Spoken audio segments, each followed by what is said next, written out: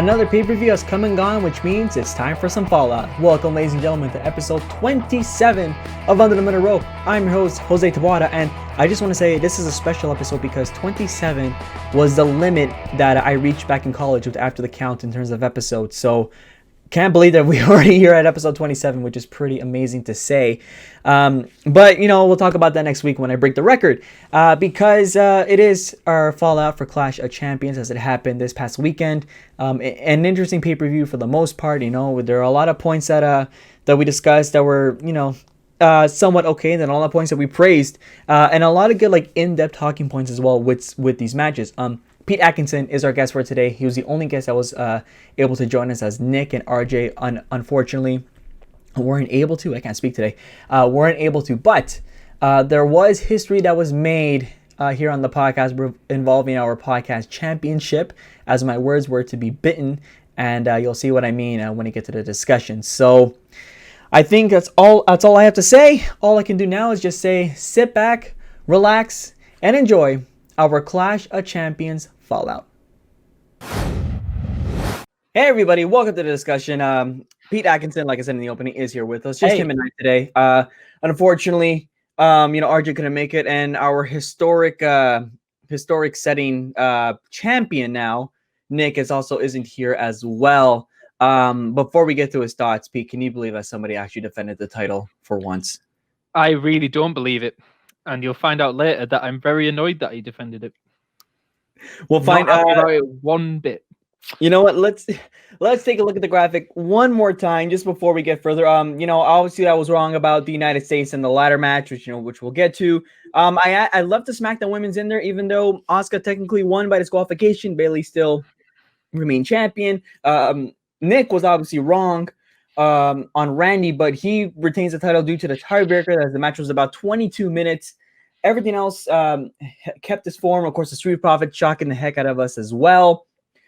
So again, fairly calm pay-per-view for the most part, I think. And just before we get to my thoughts, before we get to Pete's thoughts, somebody wanted to share his thoughts on being the first person in the history of this podcast to retain his title. So, Nick?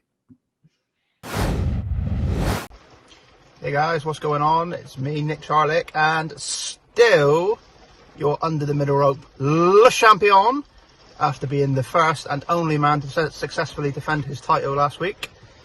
Again, sorry I couldn't be on the podcast, but unfortunately I've got to work once again. Coming from you from my car right here in lovely sunny Plymouth. Just going to say I thought the show was pretty solid. High points, ladder match was fantastic. Really enjoyed the ambulance match. And I thought the main event, storytelling wise, was absolutely phenomenal. The rest of the show was okay, nothing too bad. But overall, I thought it was a pretty decent show. Give it a 7 out of 10. Yeah, that's all I got to say on the matter. Enjoy the podcast. Hopefully, I definitely will be back to defend my title on the next prediction show. Until then, goodbye. All right. Well, let Nick have his his moment of glory. He's a disgrace.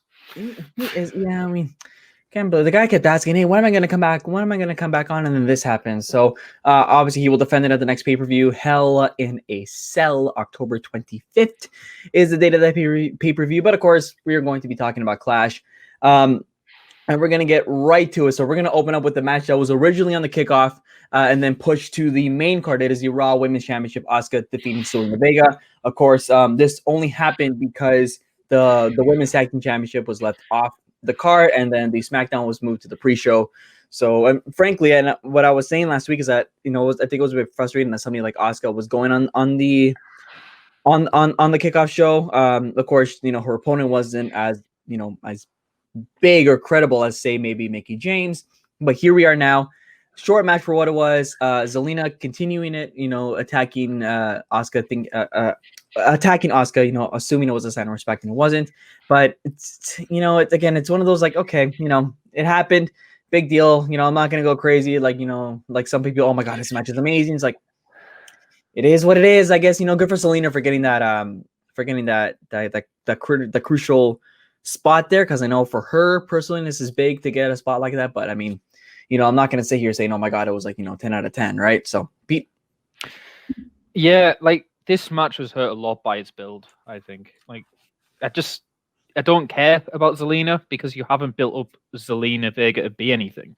3 weeks ago, she was a manager, and that was all she was. Like, she was a manager who occasionally got involved and did like a spot in a match.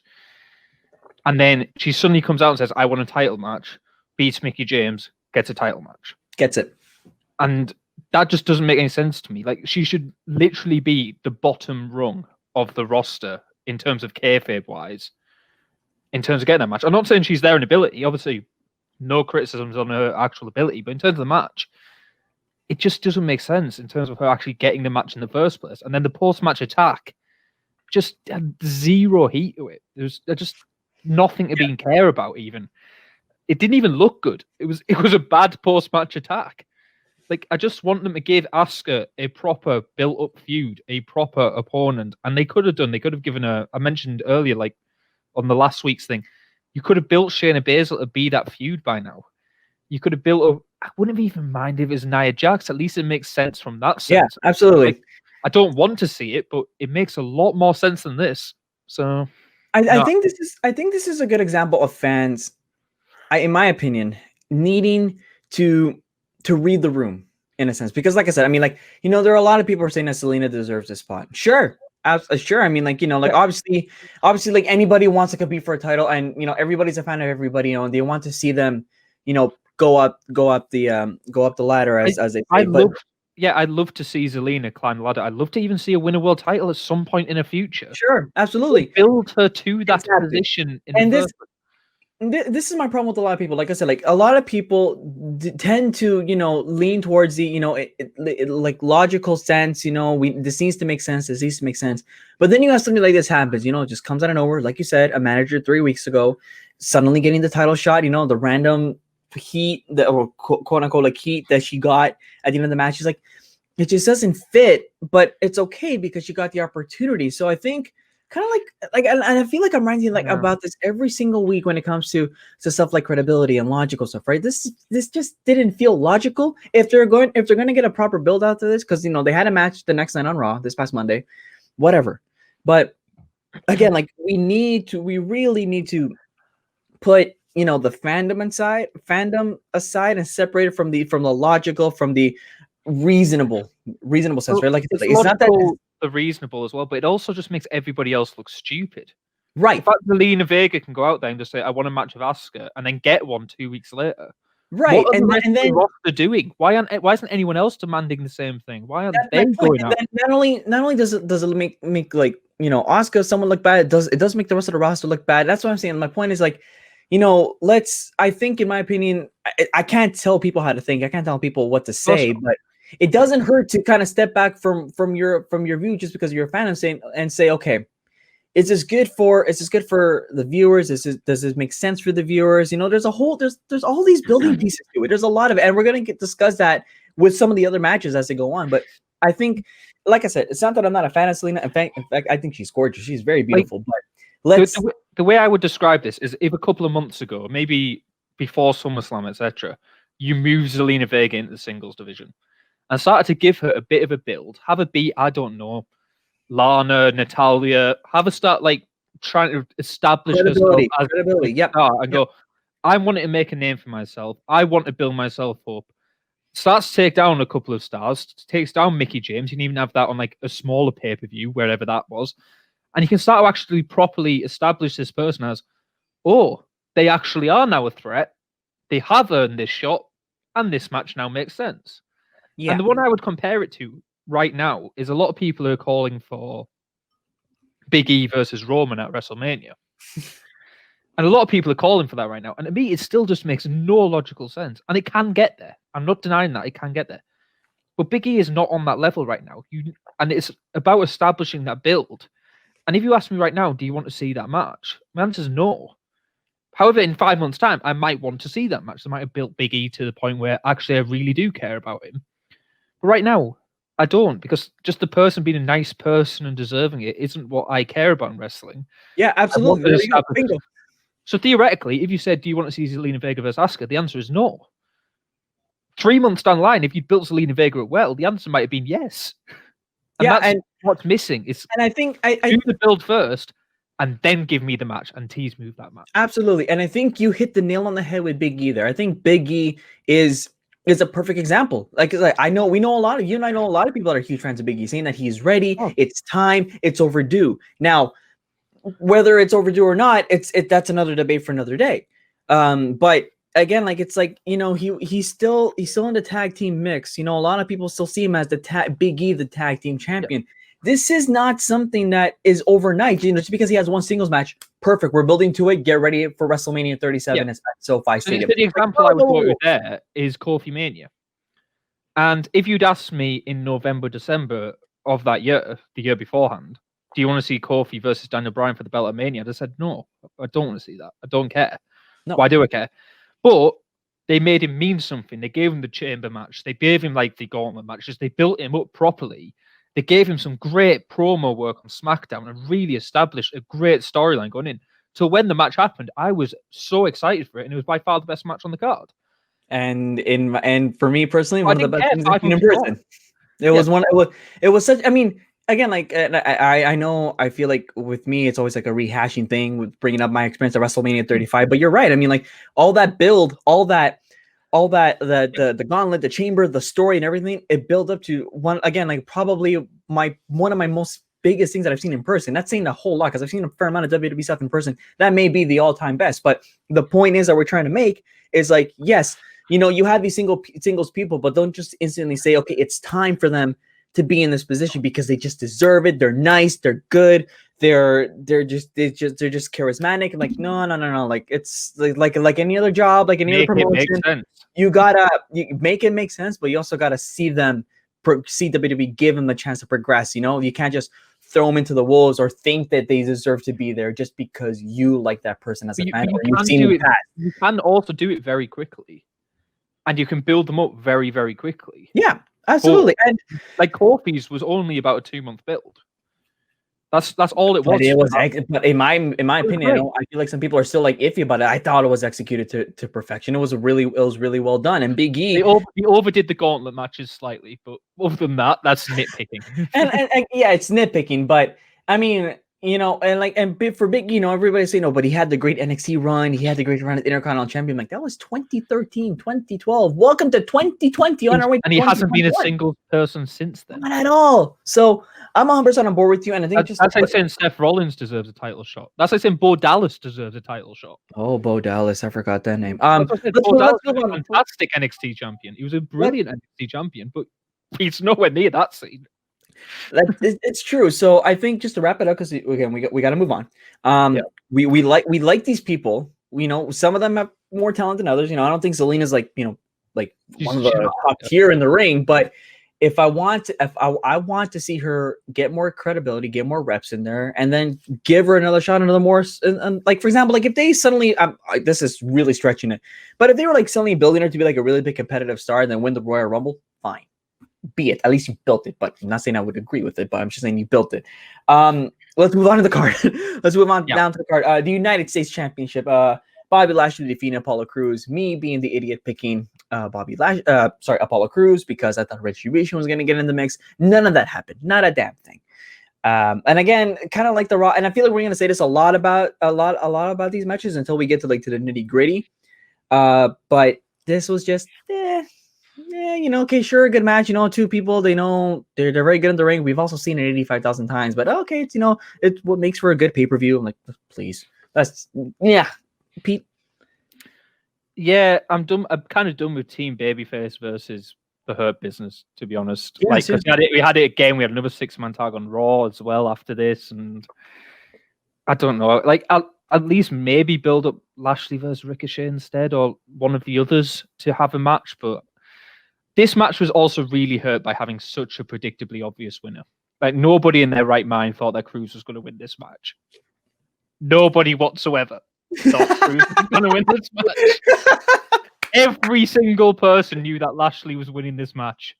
They did a reasonable job in the match of trying to hide it with a few false finishes, but there was never any doubt whatsoever. And this was the most obvious match I think I've seen in years who was winning. Like, never.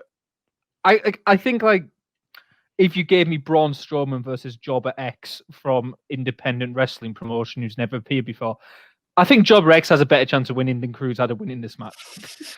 Jesus Christ. Look, The match, thought my points were fair. The match itself was fine, though. I really like MVP talking crap on the edge of the ring as well. I think that's a great use for him, a great role they found for him. Because when he first returned, I thought, for God's sake, what the hell is MVP? Right. A nice little position for him in the card. And I was waiting after the match. There was a point when Ricochet and Cruz were at the top of the ramp, and I was just ready for one of them to like turn on the other and to do something different. Then build between the two of them, a mini Ciampa Gargano type thing. Obviously not nearly that level, but that style of attacker just didn't happen. And I was like, okay, cool, we'll move on. Yeah, just to bring it up, I mean, I feel like MVP is almost having a career resurgence, because let's not forget that, you know, he returned at the Royal Rumble in wherever the hell that was. Where was it? Houston. You know, he returned. He's, you know, and it was originally just a one-off, and then he came back the next week, said he retired, and then, you know, I mean, I guess he was still continuing, and somehow this feels like a rejuvenated MVP, and I'm happy to see that, because I'm happy to see MVP back, and he's in such a good role that I'm like, I can get used to this from MVP. I like it. You know, it doesn't feel like the same old character. And like, it's like, I shouldn't say that. I should say that MVP's character today feels like a revamped, remodified version of his 2007 version. So good for him, in my opinion. Let's move on down to the card. This was a really, really weird ending, and it may not have been the right one. For the Raw Tag Team Championship, the Street Profits retaining against Andrade and Angel Garza. However, Angel Garza apparently reported there was an injury. I was going to say, have you not read all the stuff afterwards on that? I was just saying it was just a weird situation.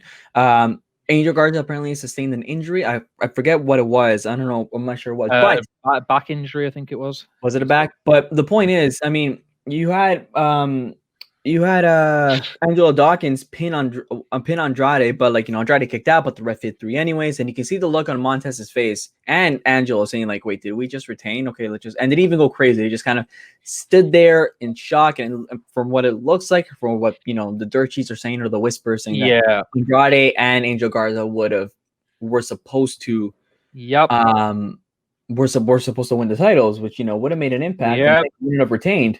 So here we are. Suffering, I mean, as if it made a difference for me, but yeah, like it's just injuries happens, it sucks, and you know, you can't really blame saying that, oh my god, how the hell they're still champions. It's just they're champions by default and for safety. Beep. Yep.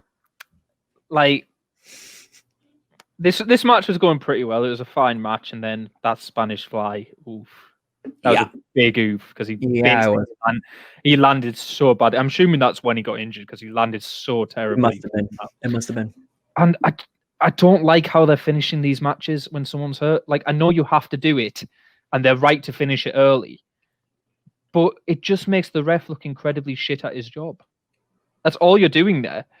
And this feels like the 4th straight week of like an injury issue. This feels like they had obviously the one on Raw with the Viking Raiders as well.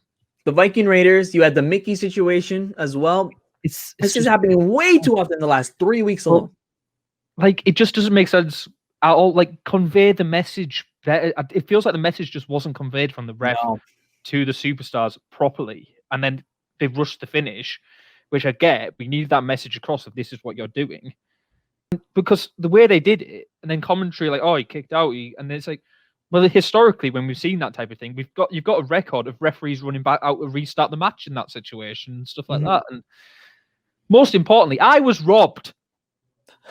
I was fucking robbed. Yeah. That title is rightfully mine, and Nick stole it from me because Andrade and Garza were meant to win this match. They were going to win this match, but a stupid fuckety finish. And suddenly, Nick gets the point. I don't get the point. I'd have won the tiebreaker against RJ, and now I'm pissed off. I'm the rightful champion, not Nick, and I am furious. I am your rightful under the middle rope champion. Are we really doing this, Sammy? Are we really doing this? My championship. Now, Nick is a false champion. Fake champion. This is such quality YouTube content, ladies and gentlemen. Such good shit. Such You know, good. and, you know, it's funny. It's funny you bring up the relay the message because I mean, like look where they are. They're in an empty arena where even like the viewers on screen, you know, on the billboards can only see what we're seeing through our through the network, through our cable, whatever, right? You can easily go off to the side off camera while the match is happening and be like, hey, okay, Yeah. this is what's going on. Heads up, you know, nobody in the crowd will see you do that because your focus is whatever is on the camera, right? So it's Show a not. replay during that time. And Yeah, just literally yeah. call everyone in Oh, and yeah. Fly, as they say in TV, fly to gold. You know, put up the replay. You know, get into the production shot. They're in a good spot in terms of, you know, fixing their mistakes or adjusting or updating on the fly because there's nobody in the arena to see them do that. So I know it's live, but you can think of so many ways to avoid it. So you're right. You're absolutely right. It was just weird, and I guess you were robbed. I was robbed. Yes, you were robbed. Let's move down. We're gonna switch over to the other. Well, I guess we're gonna call it a match. I guess the SmackDown Women's Championship, if we really want to call it that. I mean, you know, Bayley came out asking for the referee to raise her hand and forfeit, and then all of a sudden Asuka comes out for some odd reason. That match starts. Bayley hits Asuka with the chair, disqualified. Here comes Sasha. You know, attacking all crazy with the neck guard or whatever, and I just don't understand why we had to go through that just to get the point. I guess to get the point across for Sasha, which again we're now presuming that we're gonna see them in Hell in a Cell, whether it's inside the cell, we'll find out soon. Of course, it is. It probably will be, but it just felt so forced. Especially because as soon as Asuka comes out, or I mean, you know you're expecting Sasha, but your mind still goes, wait, what if we suddenly crown a double champion? Or what if Sasha costs Bayley the match? Then what? Right? It's just, it felt so blah. Blah. I mean, yay. I mean, I get the point was, you know, for Sasha to come out and attack and get her revenge, you know, and my wishful thinking of her coming back at the Royal Rumble is out the window now. But good God. Talk about like just forcing something together is just, that's your result. Excuse me. Just a big, what the hell? Pete? This was terrible. Absolutely terrible. Like, Asuka, really. You're doing Asuka again. Like, how dead is your women's division at this point that you can't think of any other replacement in this match than the Raw champion? You could bring in an NXT star, elevate someone who wants a chance. I don't know. You had like Bianca Belair or someone. That might have been a fun match. I don't even know if she's on Raw or SmackDown. Like, anybody. And then why is it only for one belt? Like, you've only got a champ versus champ match for one belt, and that just doesn't make any sense. Nope. Like, why can't Bayley have the chance to get the belts back? Especially going to end it with DQ anyway, so it wouldn't have even mattered. Like, if you had both belts on the line. Like, why am I trying to make this make sense? I don't understand why I'm bothering. And that's why I say, like, fans need to stop defending this. Fans need to stop. Like, if you're, in my opinion, if you're a true fan of something, you're gonna call out the bad stuff because you want to see it improve. I've said this weeks ago on the podcast, and I feel like I'm saying this every single week. If you're a fan of something, for example, I am a fan of the Toronto Blue Jays baseball team, MLB, which Pete doesn't think it's a sport, but whatever, we're gonna let it slide. I think it's a sport. I just think it's a bad sport. Damn it. As a fan of the Toronto Blue Jays, as much as I want to see them win and go on to win the World Series, I'm also not going to ignore what's wrong. The pitching can be rough, the bats can be sleeping, and the base running can be atrocious. Pete doesn't know what I'm saying, and that's okay, because this is fun. But I know what baseball is. It's not an issue. I know a lot about baseball. I just don't care. Okay, so I may have accidentally stereotyped the British. My bad. But my point is, being a fan of this team, I will call out the negatives. This is what I want to see to improve the team. This is who I want to see in the team. This is what I think they should do to improve the team. If you're a fan of wrestling, the same shit applies to that. All right. I mean, like we still have too many fans that are just being, okay, I like this. I got it. Good. Here comes Sasha, like stop. Can we just talk about that Sasha bit as well? Because she's come back after 2 weeks from basically apparently like a broken neck. And that's pretty much what they're implying. Broken freaking neck, not just any neck, a broken freaking neck. In like 2 weeks. Like, okay. But then what's Bayley doing? Like, she ran away to the edge of the arena. Like, fine, she had a weapon and stuff. Now that you've gone away, go grab yourself a weapon, get back in there, and beat the shit out of her. She's got a bad neck. Like she's She was wearing a limping. neck She was brace. limping. She was limping. She's limping, wearing a neck brace, etc. All this stuff wrong with Sasha. Once you've got safe from her weapon, then go back and kill her again. Come on, Bailey. Be a bit logical. Like, the only good thing about this entire part of this segment was Bailey telling Cole to shut up. Because Cole was terrible on this show, and Bailey told him to shut up. I like Michael Cole. He was terrible on this show. I know he was, but I like Michael Cole. So now Bailey's a face in my eyes because she's. And one tiny note though, it looks like Sasha is going to complete the 4 horsewomen cell matches. She's going to have all 3 of them. She's had Charlotte in Hell in a Cell. She's had Becky in Hell in a Cell. You're right. And now she's going to have Bailey in Hell in a Cell. You're right. And yet not a single like reputable women's championship reign. Wow. Yeah, it's because she lost the other 2. I didn't even realize that. Yeah, and she would be the first horsewoman to compete against the others inside the same match. That's pretty cool actually. But yeah, I mean, like we could sit here and talk about logical sense because we want it to make sense, but at the same time, like we also don't want fans defending BS, and you're not wrong. I don't think you're wrong at all. It's just a weird segment again. I get you need to set it up, but like I said, in my opinion, like I said last week, save Sasha to the Rumble, have her win the Rumble, put them inside the cell at WrestleMania. Give us a good show. Give us one hell of a time. You know what could have worked? They could have had a women's tag match at SummerSlam for the tag titles, and then broken up at SummerSlam and built it to the cell. And then we Under the Middle Rope is unofficially a better booker than WWE. Sorry. Is better at booking than WWE. I think anybody's better at booking than WWE, but yeah, just I don't get it. Let's move on. Okay, we're gonna move on to the better portion of the show here, and of course we're gonna start off with the first of 3 big talking points of Clash of Champions: the Intercontinental Championship, the ladder match, Sami Zayn retaining. I picked Jeff Hardy because I thought, now this is a good example of this makes logical sense. The buildup has been great. And I think you have a character who you definitely want to punch in the face. I want to punch Sami in the face, right? Not for the same reasons that I want to punch Baron Corbin in the face, but I want to punch Sami Zayn in the face because he's pretty damn good at what he does. One of the most annoying heels in the world. I've never lost it. I'm still the Intercontinental Champ. Brilliant, absolutely brilliant heel work. Crazy stunts. Obviously, Jeff doing his traditional swanton bomb off the ladder, but it's man, I don't understand. I don't know whose idea it is. I don't think I want to know whose idea it is. But if we can please stop using Jeff Hardy's ear as a talking point in a match, that would be great. And if you don't know what I'm talking about, here's an idea: go back to Hell in a Cell 2018, if I'm not mistaken. Was it 2018? I think it was.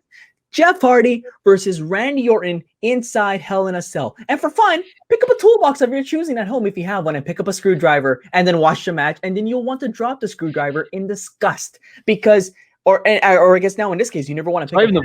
Not even the worst part of that match. The worst part of that match was Randy Orton landing on the steel chair and basically slicing his leg open and the bit of that's right. I forgot about that. Yeah. That was the worst bit of that match. Kids, great match. Watch it with your parents. You're gonna have a great time watching that Hell in a Cell 2018. Wonderful time. That's actually a really good match. Like really underrated. I know. Any minors, enjoy. Just be scarred by the wonders of life. But again, you had the handcuff in Hardy's spacer in his ear. If for anybody that has spacers, imagine people putting something inside it. Now imagine a full set of handcuffs. Attached to the other end's attached to a ladder. Again, when he says a full set of handcuffs, he means like the loop. He doesn't mean like they've shoved a full set of handcuffs through it. My bad. But I mean, as Hardy's holding the ladder, I'm just thinking to myself, if he drops the ladder, his ear gets yanked, and it's like, oh god, it worked perfectly. It distracted Jeff for Sami to run up and get the title or get the titles since both 2 Intercontinental Championships were up there. AJ handcuffed to the ladder. It was just well done by a heel. Perfectly unique and ending to a ladder match, I'd say, in my opinion. But God Almighty, we really gotta stop using Jeff's ear for stuff. I just don't see it. Pete, Oh, Jeff's here. no, Jeff, Pete. Like, this was a great match. Like, some brilliant spots in it. These three are all excellent wrestlers. You knew it was going to be a great match. Sami Zayn is both an absolute genius and an absolute moron simultaneously. And the handcuffs idea, brilliant. Bring out the handcuffs, absolute, really intelligent thing to do.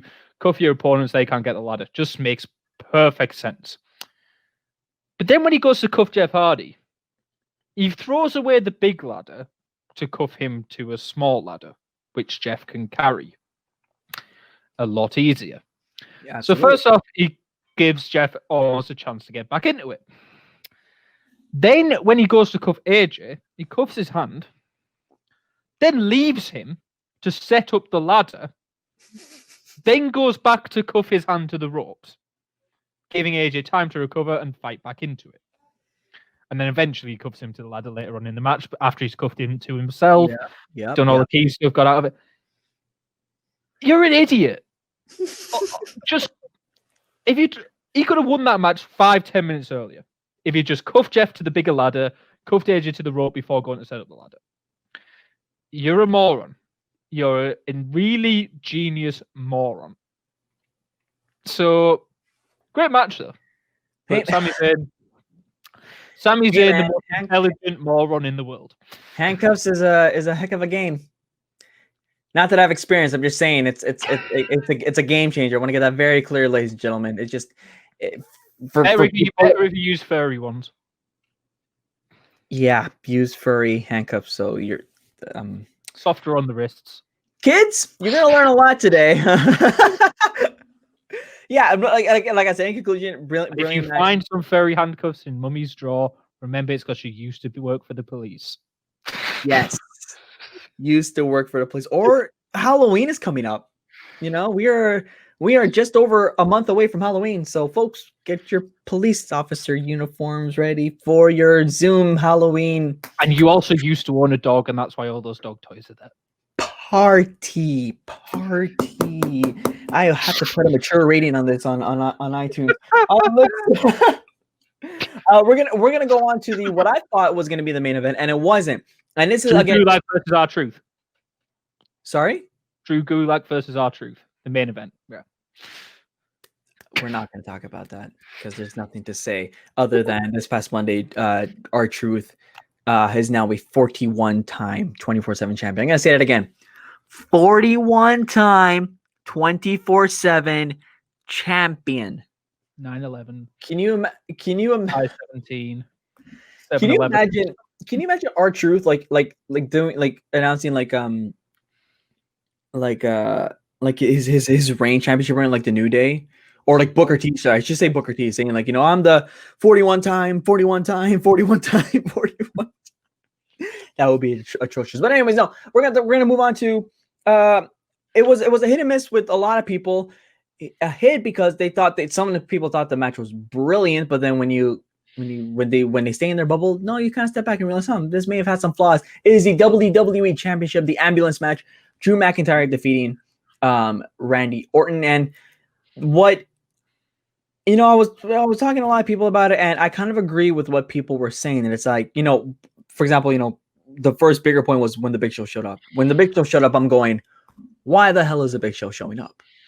And then we're talking in our group chat. Yeah, and then we realized, okay, what if somebody like maybe Christian, because Orton attacked Christian, and then it's Christian, and then it's Shawn, and then Rick to drive out the ambulance. So there was a lot of outside interference. And one of the bigger points that my friend said, he said this: how the hell does it make sense that Drew McIntyre defeated Brock Lesnar at WrestleMania this past year in 4 minutes and 35 seconds for the WWE title, but it takes Drew 4 people to help him win a match that he almost lost, which is the ambulance match? And I kind of get it. For the people that Extreme Logic, they just suddenly that's out the window for that. And it's, oh my God, this was amazing. I'm like, whoa, children of the light. Hold on. I kind of agree with people saying that, I appreciate the storytelling because I know this looks to be a storytelling angle. Because obviously, if I was somebody like, let's say, Christian, obviously I'd want to kick somebody's ass, kick the person who tried to put me back into concussion, right? And like, if I was Christian, I had a history of concussions, I'd obviously go after the person that tried to concuss me again. In that case, it would be Randy Orton or Shawn Michaels, who was attacked by Orton, and so on and so forth. So I get it, like, and you want to make Drew strong, and people talk about you don't want to make Daddy Drew strong, and I think he is strong. So that's why I didn't think he needed it, but I guess storytelling prevails. People pick and choose what they want when they want, I mean, like, for this one, this made perfect sense for storytelling, but the other one, no, that makes logical sense. The story doesn't. Make up your mind, people, but it was a fine match. I just agree with others when you're saying, you kind of make Drew a little weak, and that's what I don't want for Daddy Drew. Because I think he is a strong, reputable guy, handsome fella. That I think the storytelling could have been put to the side because there's already a good story just there on its own, But if people liked it, and again, I thought it was fine. But yeah, Pete. See, I would describe this match as a packet of party balloons filled with crap put in a pile of needles, because basically it's all about cheap pops full of shit. Okay. All right. And that's how I would describe this match. It was fun. I can give it that. There was some nice spots. That's a good way to explain it. Entertaining. But then these interferences, I hate these interferences. And it's not because they're back. It's not even because of who it is. Nothing like that. It's how it happens. So Big Show comes out and I'm like, why are we taking the piss? What the hell's going on? It's Big Show. And then Big Show even decided that he needed to remove his mask to do a reveal of his face. No one knew it was the Big Show, which I actually didn't. I actually am like, wait, what the hell is that? And then it was okay, show. I mean, I'm sorry, I did fall for that. I'm like, wait, what the hell is this? But then I was just like, can we just not let this match play out and have a fun match? It's an ambulance match, and it's 2020. I don't want to see the Big Show. Then Christian came back, and I was like, yay, Christian! It's better than Big Show, I guess. But where you go now? Why have you gone? Where's everyone gone? Why's Christian no longer around? He came back, did his attack, he left. Then Orton smashed Drew through a window. And at this point, Drew's bleeding and stuff. And everyone's like, where's Christian and Big Show now? Why the fuck have they left? And then HBK comes back, kicks him off the ambulance, and then leaves. What are you guys doing? This is a person that basically tried to murder you. Yep. These guys, all of these legends, Orton tried to murder. And they come back, get their cheap little pop, hit one move, and fuck off. What are you doing? HBK, kicked him off an ambulance, but Drew nearly still lost after that. There's a point where Drew basically just about gets his hand to stop the door from closing after all that happened. How weak do you want to make Drew? You had all these interferences and then still nearly loses the match. And then you have all these legends come back trying to get revenge and still nearly let Orton win the match and nearly let Orton become world champion. They're like, yeah, you know what? Who gives a crap? We've had our little spot put him through a table, but yeah, sure, go on, win the title. We don't care. If you're that desperate to get revenge, come out, attack him 4-1, shove him in the ambulance, drive him off. Logically, that is what you would do. This just made so little sense to me that I hated it. And the only thing I thought that was going to happen at the end, and there's a point. Actually, the other thing I want to mention is why the hell were they doing a big Lion King thing with Drew hanging off the ambulance for a while when he was basically touching the floor? He's nearly a 7-foot guy, hanging off the ambulance by his hand. He's basically, his feet are going to be about an inch off the floor. Yeah, he's a 7-foot guy, and you can't really teach that either. So I mean, no, you're right. I just don't know what you're doing there. But I honestly, there's a point where you just got a glimpse of the cameraman out the side of the angle, and I was convinced that was going to be Edge. And I got it in my head that it was going to be Edge, and Edge was going to spear him into the ambulance to win the match.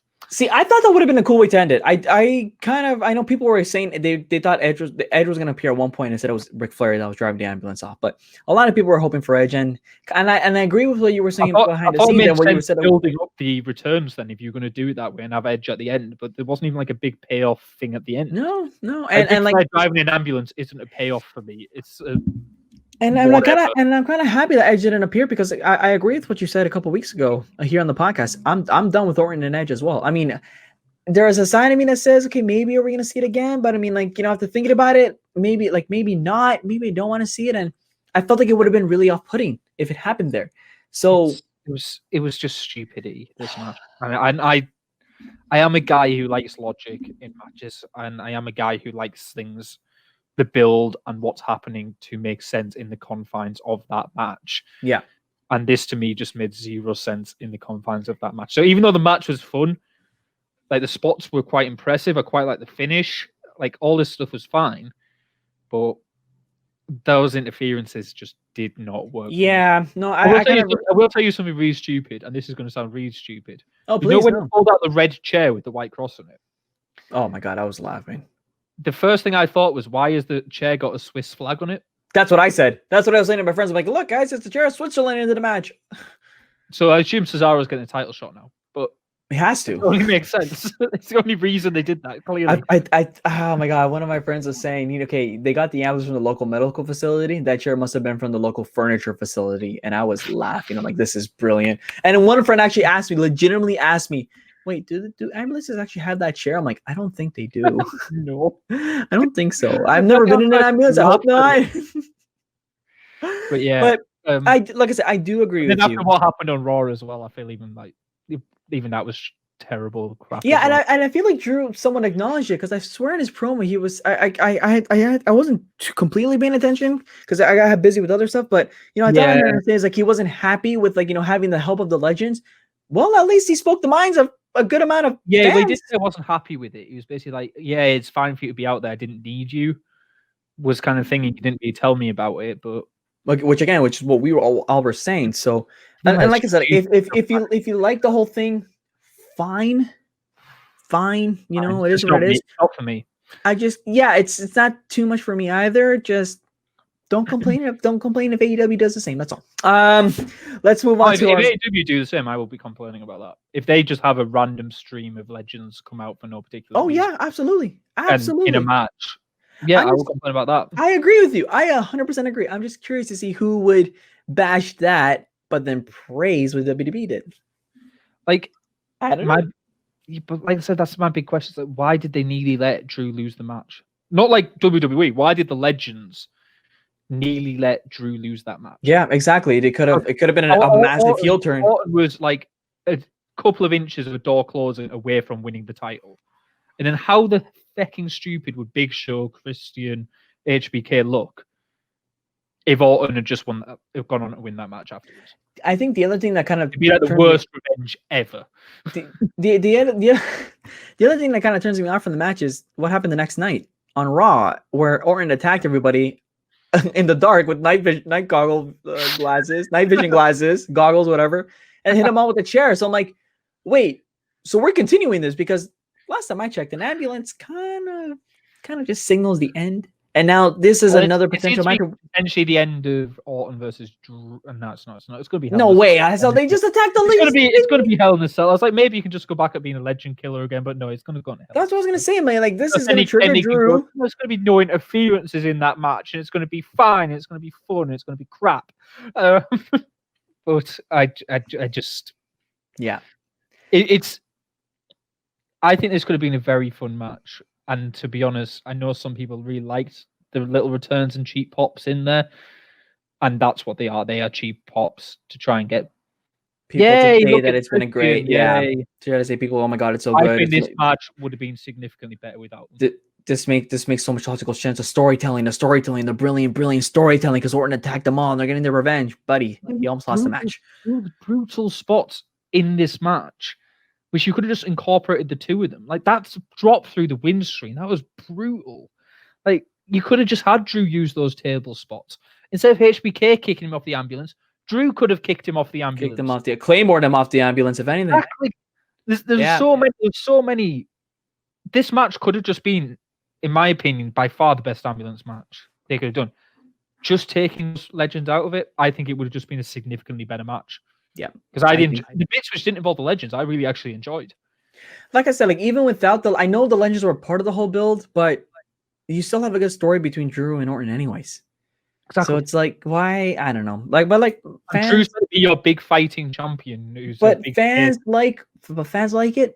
then the fans like it. You're Some- all fools. Let's move on to the main event of the pay-per-view, the Universal Championship match. Roman Reigns destroying, and I mean destroying. I mean, I think Pete last week he said, "I didn't know America could allow live murders on TV." This essentially felt like a live murder, defeating Jey Uso. Oh yeah. Before we get to our points, I do want to get to somebody who unfortunately couldn't make it this week. Our good old pal RJ.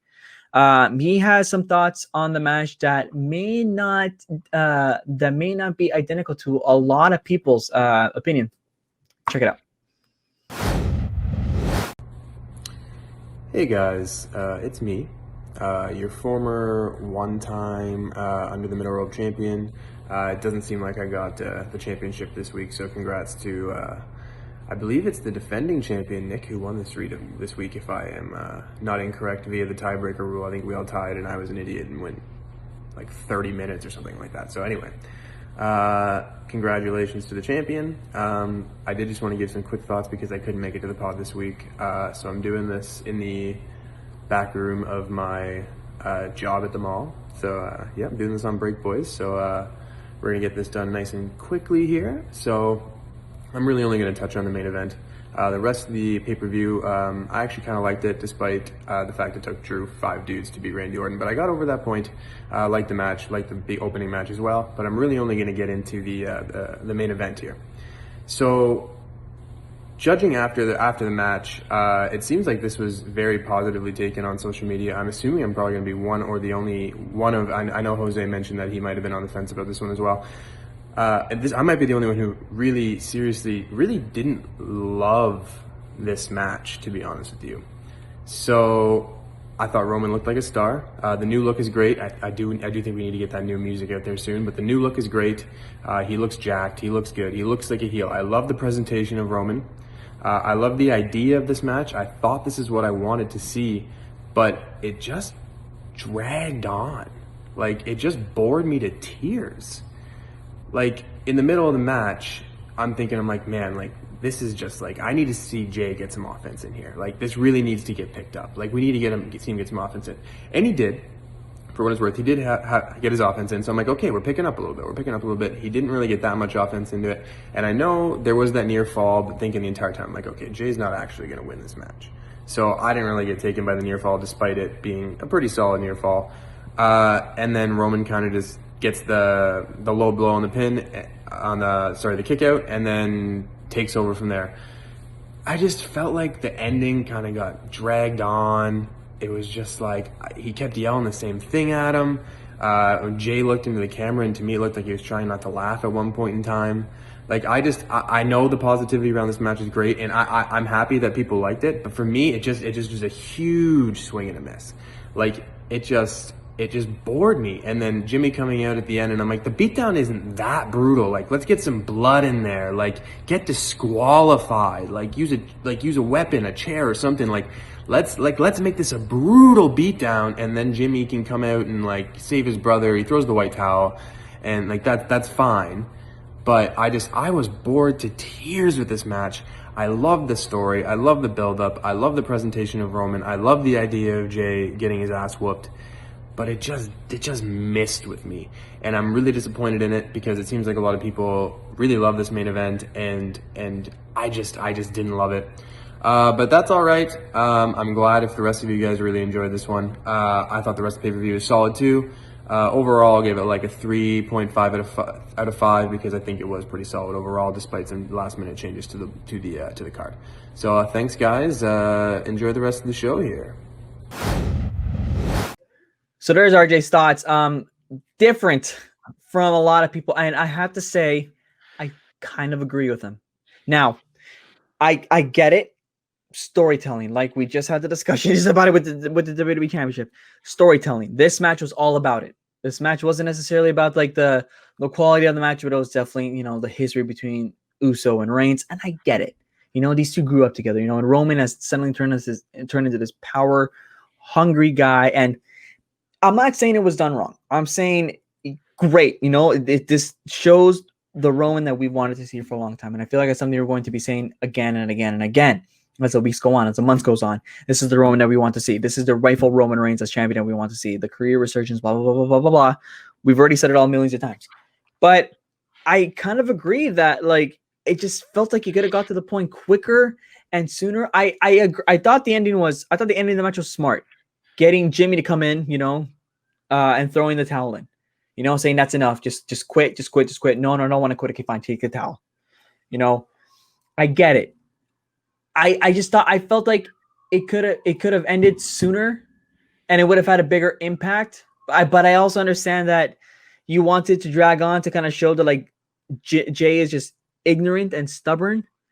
And aside from that, I just had a point in my head and I lost it. Oh man, yeah. I remember. Like aside from that, I mean, like I think my other issue with this match was like I knew Jay wasn't gonna win. Like it's just like the false finishes, Jay doing his splashes one, and I'm like, okay, but we know Roman's gonna kick out. I know this is storytelling. Roman kicked out the low blow though.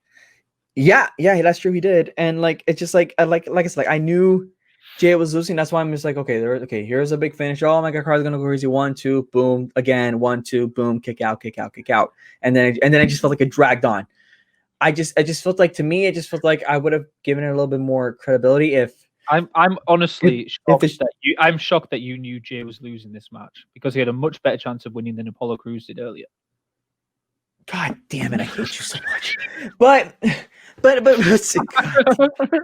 But seriously, I mean, I just like I felt like we could have got to everything quicker, and it would have been more impactful.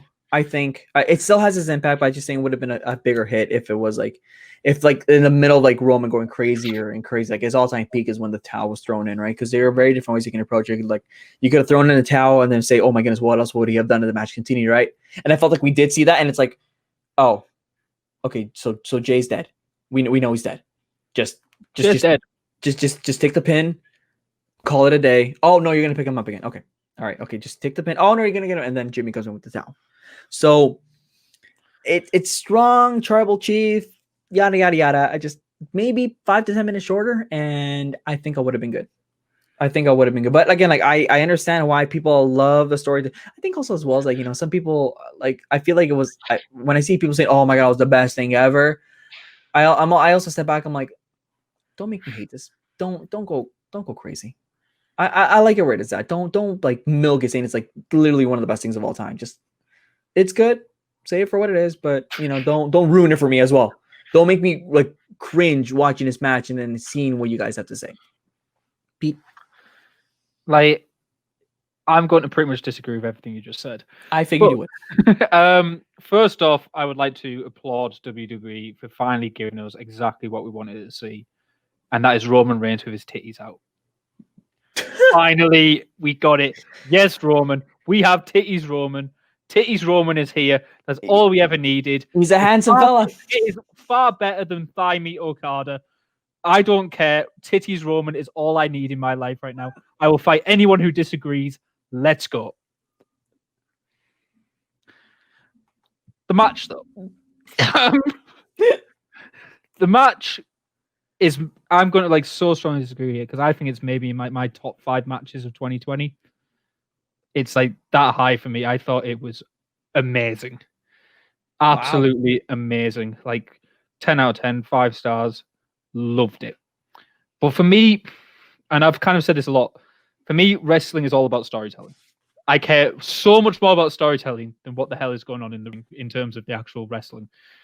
If a match tells a fantastic story, I will love that more than any kind of NXT 5-star classic, New Japan 5-star classic. Sure. If you give me like Okada versus Naito in the G1 climax with like no build to it, it's going to be a better match in ring. Technically, it's going to be amazing. Okay, yeah. But I don't care about it because there's no build. It doesn't matter to me. This match mattered so much more to me because there is such a powerful story going all the way through it. I love the stories on this. I love the false finish rubbish of Uso kind of getting a bit of offense in and then that just pissing Roman off even more. Him screaming, saying, "You should have just come and lied down. You should have taken the payday and just lie down for me. Why didn't you?" Love that kind of stuff. Him basically spearing him, knowing he has the match won and picking him up. That's what I wanted. And demanding Uso acknowledge him as a tribal chief, demanding that kind of respect from him, and Jey Uso refusing. I just love that. Absolutely love it. Like Paul Heyman saying, "You are my tribal chief," and Roman Reigns is getting pissed off saying, "I don't want you to say it. I want him to say it." That's what I need. Then Jimmy Uso coming out and him trying to plead with Roman to stop, like begging it, and Jimmy Uso basically trying to acknowledge him to save his brother.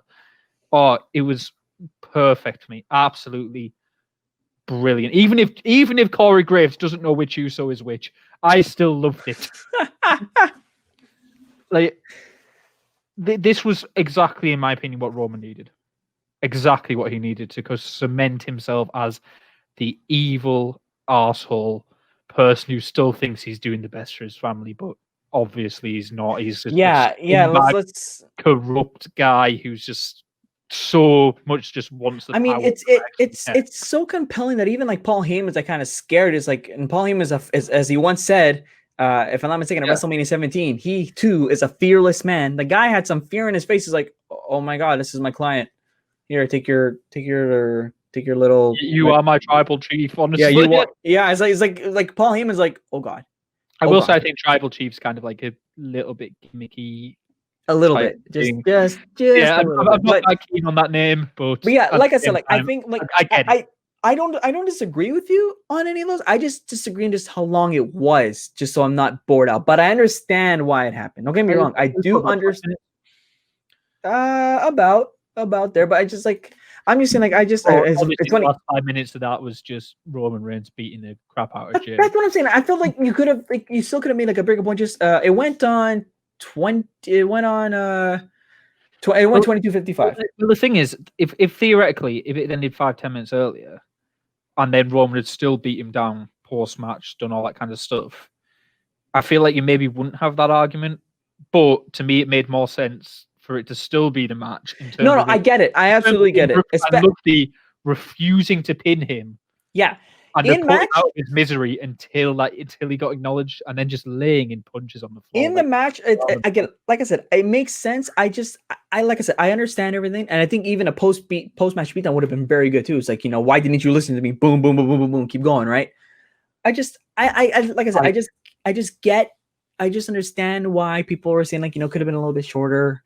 But and like it did get a little bit boring because like you like I said, you knew what was gonna happen. But I also understand every like your point. You're saying like, you know, he's supposed to look like a demonic monster. And the other one point I want to bring up is Charles Robinson in this match, and the point where he tries to get Roman to stop, and Roman basically just shoves him off and says, "You interfere with me again, you try to stop me again, and I am going to destroy you, and I can get you fired," and all that kind of stuff. And I was like, that little kind of play on like, I can kill the ref and he's going to get fired. I just love that kind of, they're almost acknowledging that. And I mean, acknowledgement that Roman has so much backstage influence. I will say that one of the bigger pieces I like was just Roman talking to himself. It's like, he should have done it. He should have stopped. And I'm like, holy crap, Roman has gone crazy. This is brilliant. Roman has gone insane. He is talking to himself in the ring.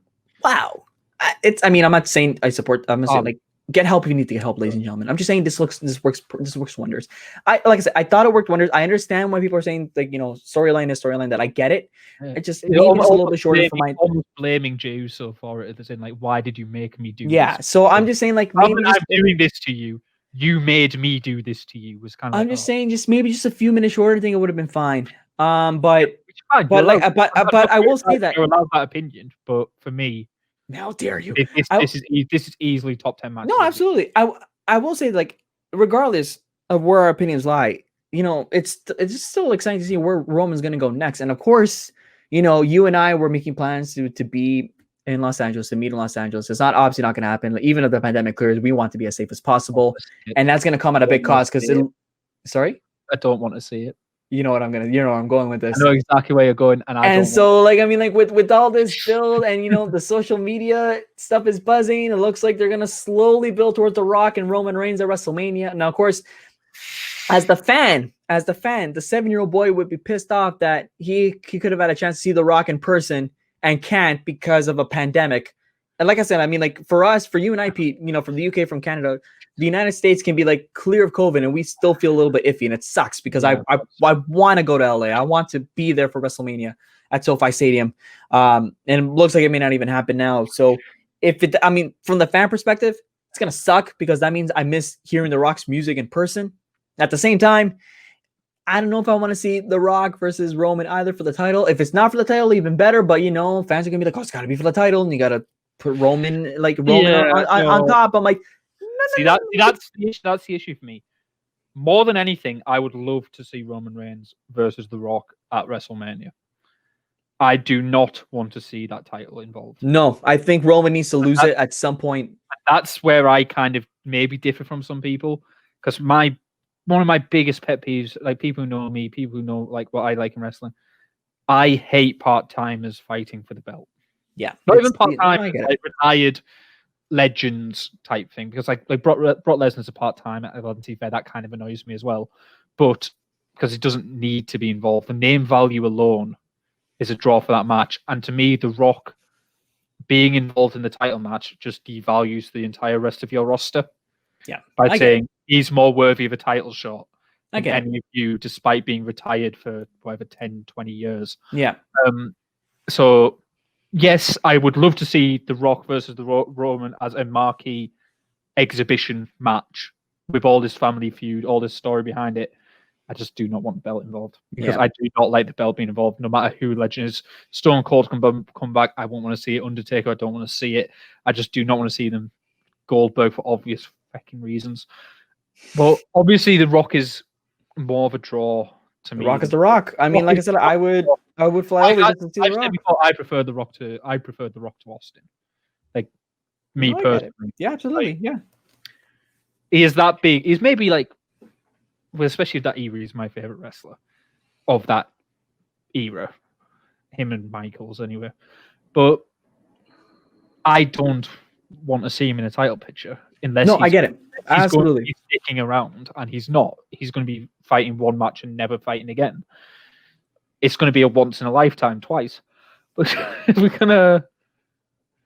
Like I said, I don't mind Edge winning the belt at the moment, because he was meant to be sticking around. And he does have a 3-year contract, so it could still technically happen. But that bothers me less than The Rock, say, being involved in the title picture. Yeah, I know. And like I said, I mean, for now, we'll see what happens. I mean, for all we know, The Rock could be in a movie around that time, and then the producers may not want him in a match, because the last time he fought at a WrestleMania, he tore his biceps, I think it was.